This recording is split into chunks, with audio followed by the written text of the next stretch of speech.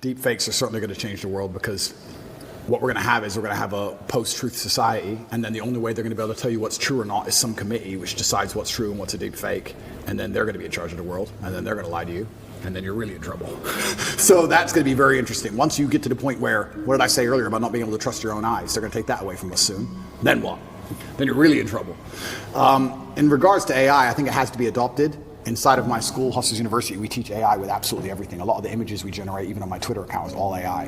And what's actually scary about the modern world is, I don't consider myself old, I'm 36, but some of the children, I call them children, 17, 18-year-olds inside of my school, Hustlers University, they're AI wizards, and they can do magic with this stuff. Magic. Like, they can literally, genuinely, Andrew Tate on the moon, and the image is generated in seconds. Like, artists are going out of business. I thought AI would put truck drivers out of business. Artists are going out of business. Musicians are going out of business. It's kind of scary. I do like to think that with things like AI, there's always going to be some degree of natural separation between the men who are genuinely inventive and killers and the men who are more... Let me change the way I say that. I think if you're an exceptional person, a truly exceptional person, you don't have to be afraid of nearly anything. But you'll probably agree with this. In my experience, in nearly every business in the world, you have 10% killers, and then you have a bunch who want the paycheck. They do their job, but I wouldn't say they're killers. You understand? Mm-hmm. And we live in a society for a long time where I can even tell you now, sometimes when I hire, I'll say to my cousin or to my COO, I'll say, look, either get one killer or 3 normal people. Because that's the reality, that's the basic, you either need 3 people to half do the job, or you need 1 killer to do the job. And I think that those 3 people who half do their jobs, enough to not get fired, they turn up most of it on time, but they're not really that motivated, those are the ones who have to fear AI. I think businesses in the medium term are going to become killers and AI. I tell them now, I have some guys who work for me on one particular company and their sales staff. I was reading through the sales scripts. The killers doing really well. But the average guys have said, you're not doing much better than ChatGPT could do right now. I want to warn you that you're not doing much better than I could replace you with a machine today, let alone in 5 years from now, for free. You need to be careful. So I think it's just becoming more and more competitive. The idea that you can just be Joe Schmo, do your job, turn up, I don't try that hard, it's fine. I think that's all going to go out the window, because as the world becomes more competitive, as a company, you have to compete with your competitors, and the only way you're going to be able to do that is just, where do you cut the fat? Where do you cut the flag?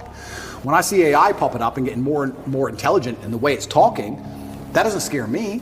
But I have a way with words. If I was Joe Schmo, I'd be afraid. This chat GPT can probably text your girl better than you can. So that's scary, you know? That's hilarious. I think that's what the average man really needs to struggle. And I've been saying, this has been my message for a very long time in all realms. I've said for a very long time that life for the average man is going to get harder and harder. It's becoming more and more competitive. You need to find more and more ways to stand out and be unique. And the only way to really do those things, unfortunately, as a man, is to suffer. And that's one of the reasons I'm kind of glad that God put me in jail, because if you look at anything that builds a man into a man, there's a degree of suffering. It's very hard to become a man and have a man who's respected and has stories and is capable when he only had a nice life and nice experiences. It's usually the things that made you the best version of you are usually the worst things that happen to you. So the demons I carry from jail, the fact that I can't sleep. The fact that I can't sleep, I've had girls say to me, you can't sleep, you need to see a psychiatrist. And I said, absolutely not. I would be furious if a psychiatrist walked in here and took my demons from me. I don't care if they could fix me with a click, they're mine. And they were bestowed to me by God. And they are mine to deal with, and they are mine to fix, because that's how I become a better version of me. I would be furious if someone took them away from me. I'm glad I can't sleep. Good, I can train endlessly. That's why I'm bigger than I've ever been. I'll train I'm not going to waste a minute. But all the demons that have been given to me by God and all the problems that have been given to me by God are mine to fix. I would never, ever allow anybody else to take them from me. I'd be furious. If a psychologist came in and said I could cure you, I'd say, no, thank you. I will cure myself. I don't care if it takes 10 years. I'll cure myself. That's my job. And I know that when that's done, I will be more mentally resilient than I ever would have been without jail. That's the whole point of it, right? So many men say, I want to be the man, but they don't want to suffer, they don't want to fight, and I don't understand why, because even if you look at a superhero movie, they tell you, even in superhero movies, they make it very clear, Batman's parents died, that's why he's Batman. All the bad things have to happen. There's no way to get there without the bad things. I get so many emails from people complaining about their bad things, and I don't have time to reply to any of them, but if I could, I'd say, good luck, congratulations, off you go. Of course she broke your heart. Of course you're sad, of course you miss her. She's with me now. That's life. That's part of it. That's the only way you're going to get to that level of resilience. You can't become the man any other way.